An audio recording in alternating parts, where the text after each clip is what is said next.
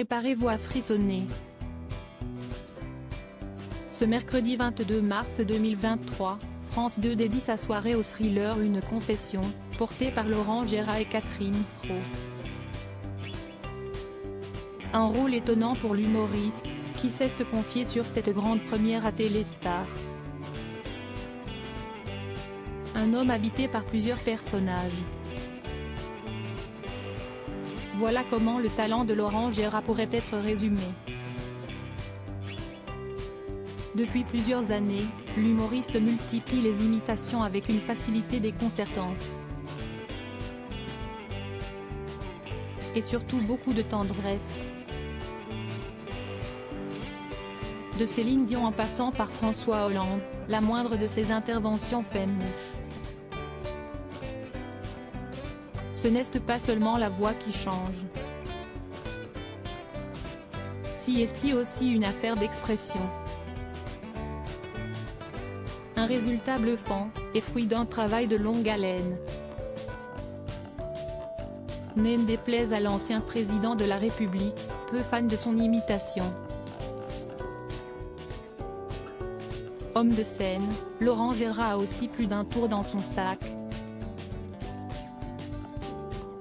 L'année dernière, il dévoilait un nouveau projet surprenant, et salué par de nombreux internautes.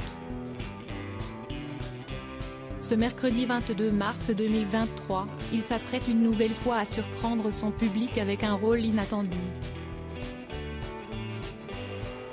Il est en effet à l'affiche du téléfilm Une confession, diffusé à 21h10 sur France 2. Le comédien y interprète un personnage dur et renfermé, très éloigné de sa personnalité. Un homme endeuillé par la chute mortelle de son épouse, porté à l'écran par Catherine Fro. Laurent Gérard a tranché entre deux acteurs. Un thriller, si est un vrai challenge pour Laurent Gérard. De plus, sa compagne Christelle Bardet a joué un rôle très spécial dans ce projet. Pourrait-il à nouveau se laisser tenter par une nouvelle expérience du genre? À voir l'avis des téléspectateurs. L'humoriste a déjà préparé le terrain en accordant une interview à Téléstar. Mon rôle était intéressant, le roman policier de John Wainwright est formidable, confie-t-il.